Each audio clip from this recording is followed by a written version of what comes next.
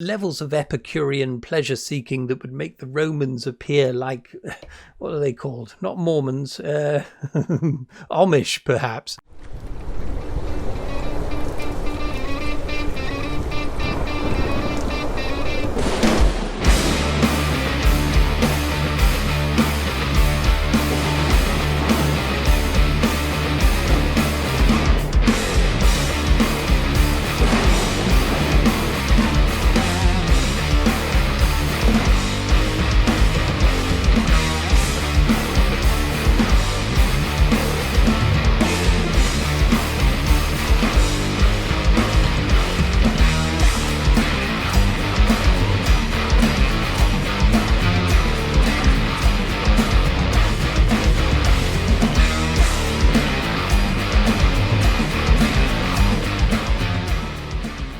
Oh, hello there, stranger.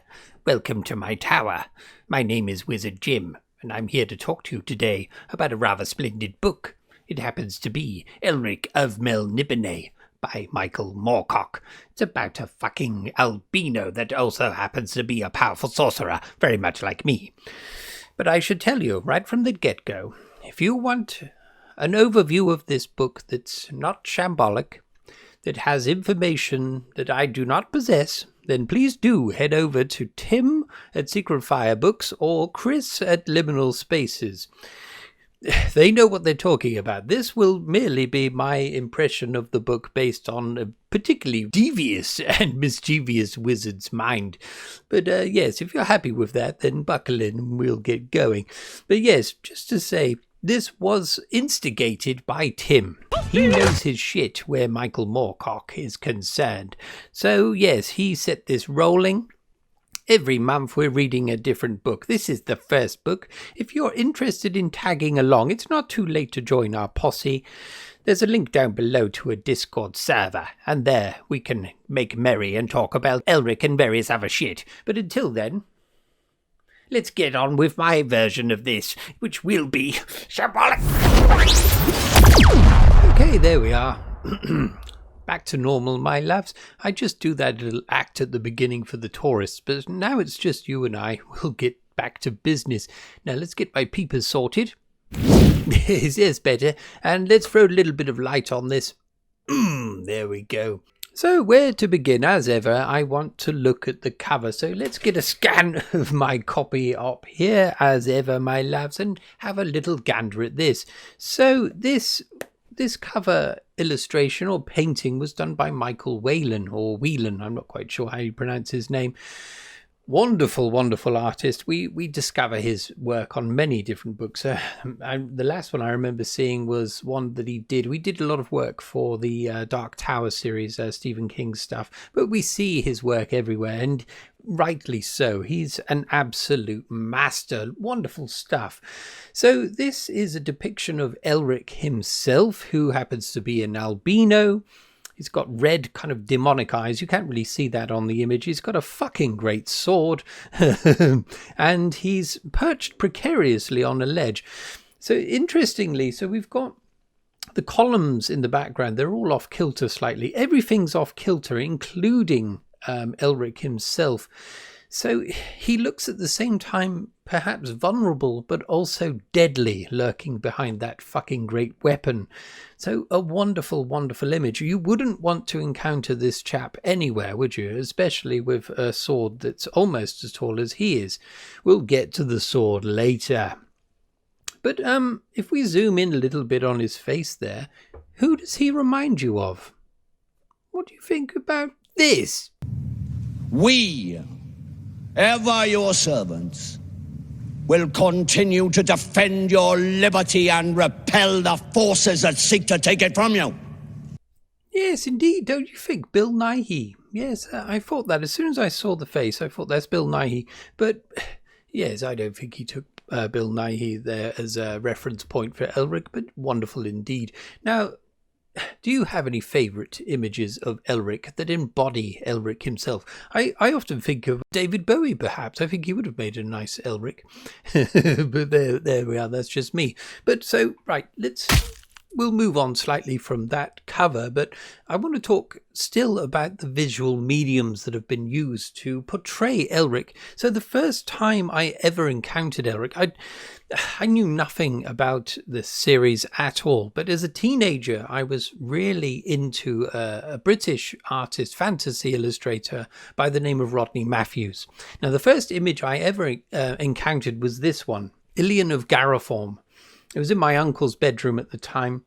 I've since purchased a print myself from the artist himself. He signed the devil and everything.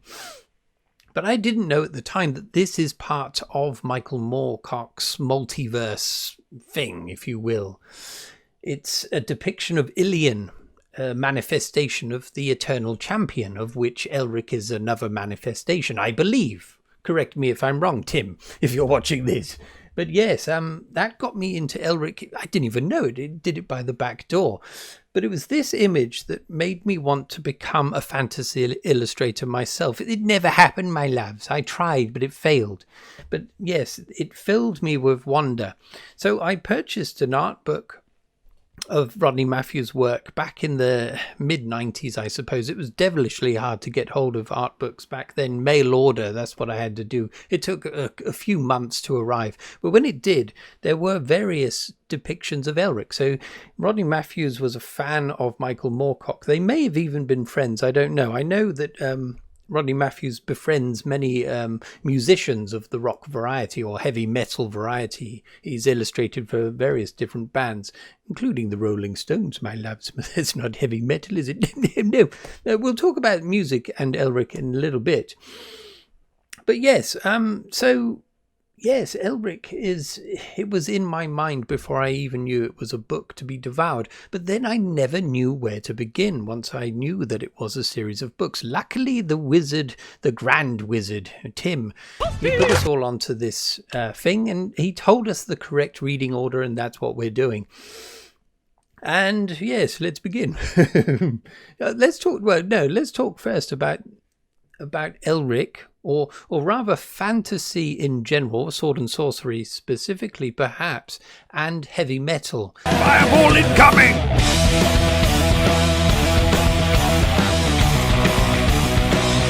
Now, I don't know why. Now, this is something I'll be asking you. Why is there a synergy between these two mediums, heavy metal and fantasy? Why? I know a lot of these musicians were inspired by things like Lord of the Rings and various other fantasy literature, and it directly informed both the aesthetic and the music they were producing, both lyrically and the sound, perhaps doom-laden, perhaps as well. But that's just something I've just been thinking about myself.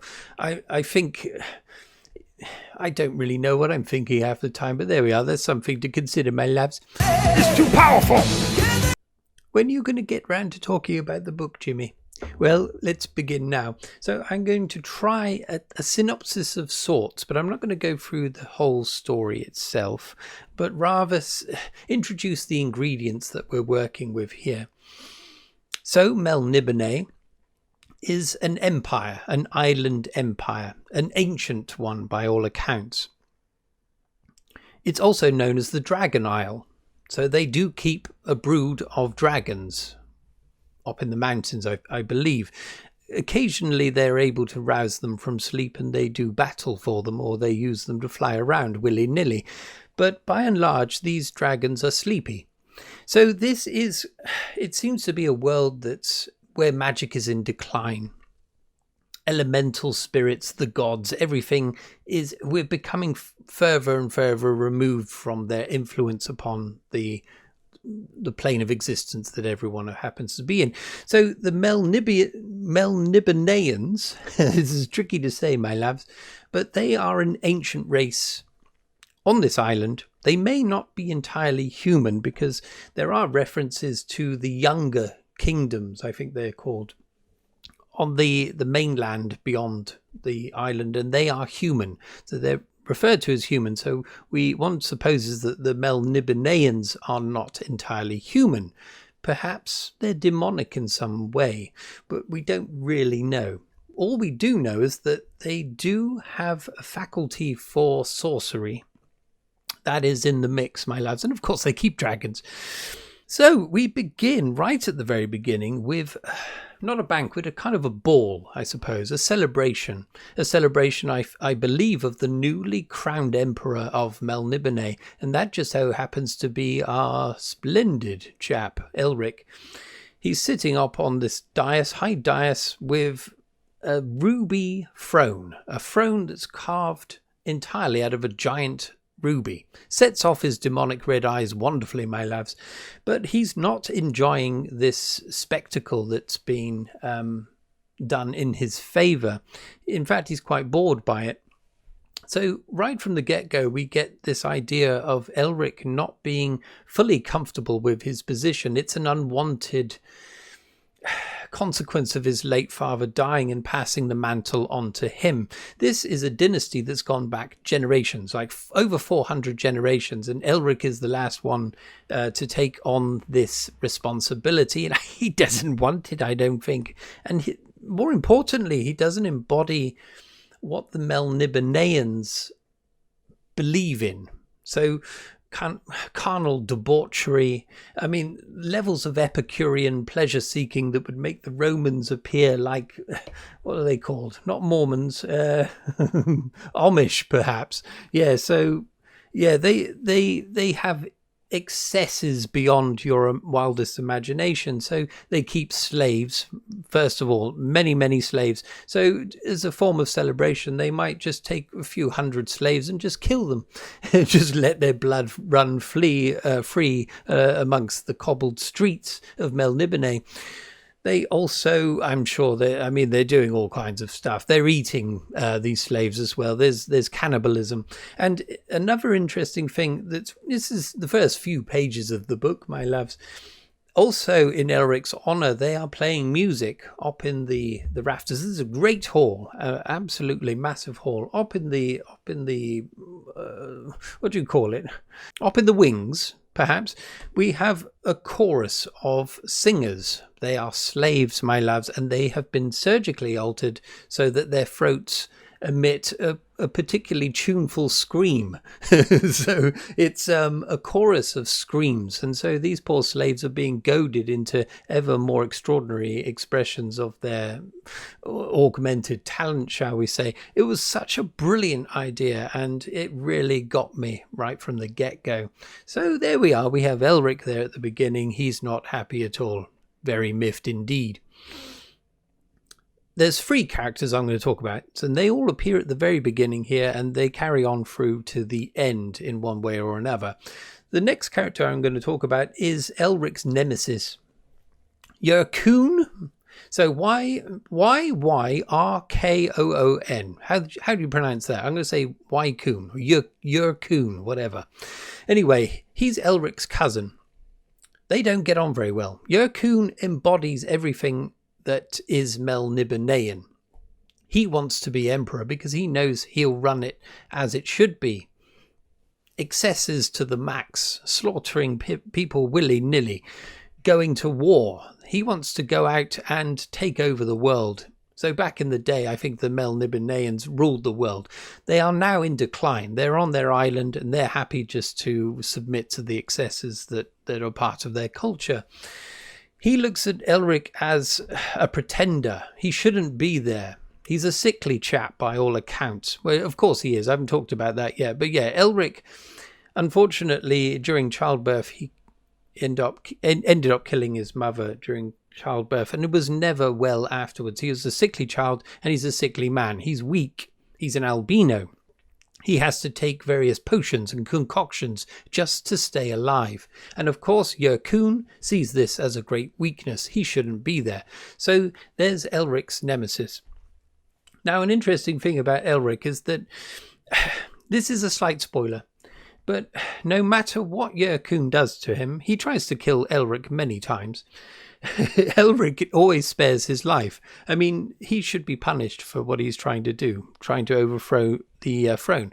But instead, he spares his life. Now, on the surface, this appears a bit of a a bit of a cop-out, really, in terms of the writing, just needlessly keeping his nemesis alive, just so that Elric will always have someone to do battle with into the future. But if you look into, or if you really appreciate the mythology of this first book, you realize that Elric is a firm believer in fate and where his particular fate is leading him. And he believes, I think, that Yrkun is central to what he might accomplish in the future. So he's keeping him alive, I think, to allow these things to happen later on. Which, yeah, that makes sense. Okay, the other character I would talk about is Silmaril. I'm going to call her Silmaril. I think it's Silmaril. Who knows? Who cares? These made-up names, you can take them and do what you will with them. Silmaril is Yrkun's sister, and just so happens to be Elric's love interest in this story. So, yes, she's his first cousin, but he wants to marry her and make her the Empress of Melniboné. I don't think Yrkun minds that. I mean, I think marrying your first cousin is perfectly normal. In fact, marrying your own sister is perfectly permissible in the culture of the Melnibonéans. That's nothing to them. But yes, of course, Yrkun isn't happy about it. But at the beginning, Elric is, I suppose, lost within this love that he has for Silmaril, and it bites him in the ass a bit, and potentially continues to bite him in the ass all through the book, because he's locked on Silmaril. Okay, is that enough, do you think? Now, I'm not going to go into too much. This is a relatively short book. I mean, but a hell of a lot happens. 191 pages in my copy. A hell of a lot happens. So it moves quite briskly, shall we say. A very fast pace. We go to all different types of places around the Dragon Isle itself and beyond in various other places. We encounter creatures, mythical creatures, potentially elemental gods. There's battle, there's sorcery, there's drug taking, my loves. So all kinds of stuff is thrown into the mix. And yes, the culmination of which, this first book, I suppose, if you were to really boil it down, it's about Elric getting his hands on that dirty great sword on the front cover. So, yes, he's going on a quest. So, wonderful, wonderful stuff. Okay, so what I'm going to talk about next, I've stolen from Chris and Tim and everyone else on the Discord that I've read about this. But this is how we learn, my loves. But it appears, correct me if I'm wrong, that it seems that the Michael Moorcock's publishers approached him. They wanted something in the same vein as Conan the Barbarian. They wanted a slice of that success. And I suppose Michael Moorcock went along with it, but he ended up completely turning it on its head. So Elric is not Conan. In fact, it's the antithesis of Conan. We, instead of a great big strong brute of a man, a barbarian, we have a very slender, slim, fragile, ill, drug-taking young waif of a man, an albino, a man who needs to take drugs every single day or else he will die. So yes, this is not Conan. Not only that, but Elric, as I've probably already said, he doesn't embody what Melnibonéans believe. He's not. Melnibonéans are all about themselves, about their own importance, their own increasing their power and all of that. Elric is more, he's got a more novel approach to his sense of morality. It's more based on perhaps our sense of morality, doing things for other people potentially, not being so taken up by the sense of self and just needless conquest and all the rest of it. So yes, next to Conan, this is a completely different entity. Now, this is off the cuff here, but who would win in a battle between Conan the Barbarian and Elric? Discuss. But yeah, I think from a personal standpoint, I kind of wish I had read this as a younger man, or as a teenager even, because I definitely identify more with Elric than I do Conan the Barbarian. Now, don't get me wrong. I love, just as much as you do, seeing a great big chiseled handsome barbarian slinging his sword here and there and lopping off limbs. I do enjoy that, but at the same time, as a young man and still now as an old man, I've never been muscly. I've never been a big man. Never been very masculine, shall we say. So I would have identified more with Elric, someone that is ailing, perhaps. I was very, very skinny as a teenager and very pale of skin. I wasn't an albino and I didn't have flowing white hair. I've got grey hair and I've got a white beard now. So I'm turning into Elric in his later years, shall we say. But yes, I would have identified more with Elric rather than Conan. And his single-mindedness, he believes in something and he goes along with it. Fuck everyone else. Yes, he's a fine chap, I would say. But you wouldn't want to cross him in a dark alley with that fucking great sword, my lads. Okay, yeah, so, I won't do too much more, but I mean, I haven't read a great deal of sword and sorcery in the past. The fantasy that I read mostly when I was growing up was the more epic variety, perhaps the great big thick volumes that you kind of lose yourself in, the ultimate form of escapism. This isn't escapism. This is just fly by the seat of your pants enjoyment. It's really, really fun. But at the same time, this is a slight drawback and perhaps a criticism of this genre in itself, is that you don't fully immerse yourself in it as much. It moves so quickly and at times in a kind of superficial manner. I mean, his writing is really great, by the way, and it conjures vivid scenes and imagery. But it doesn't linger long upon it. So if we take the glimpses of the excesses of Melnibonéans in general, these are just the odd sentence here and there.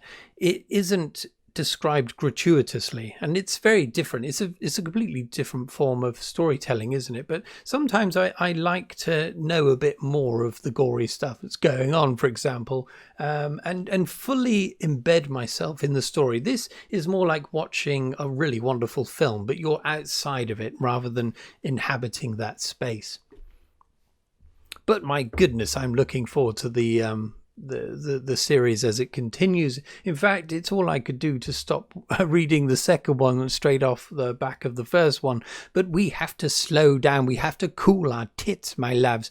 Just one per month, and it will carry us all the way through to Christmas. And I think that's the best way to deal with something that's quite so delicious. We don't want to eat it all up at the very beginning.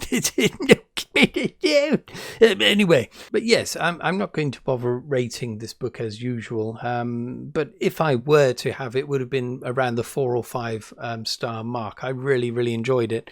I think the videos that follow, I don't know quite how to approach it, whether to talk about it perhaps more explicitly, go through scenes and spoilers, perhaps.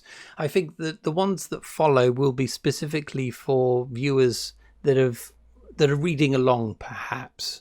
And it might also goad you into following our path and being able to appreciate the video a bit more without being spoiled and all of that. Spoilers, I'm terrible at spoiling things, but there we are. Anyway, let's leave it there. I hope I've done something okay this time. I'm slightly I feel as though I'm under a magnifying glass now, because I'm up against 2 other wizards that really know their shit, and as you all know, I'm a bit of a pretender. I'm a bit of a joker, my loves.